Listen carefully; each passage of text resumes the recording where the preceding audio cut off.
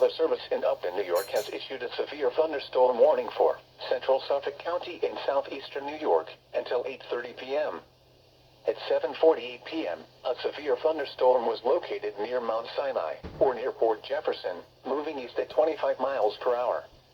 Hazard, 60 miles per hour wind gusts. Source, radar indicated. Impact, expects damage to trees and power lines. This severe thunderstorm will be near Rocky Point around 7:55 p.m.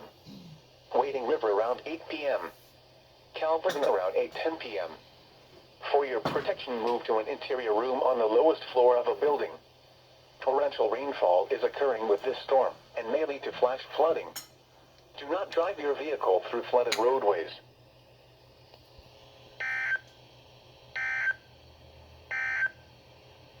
The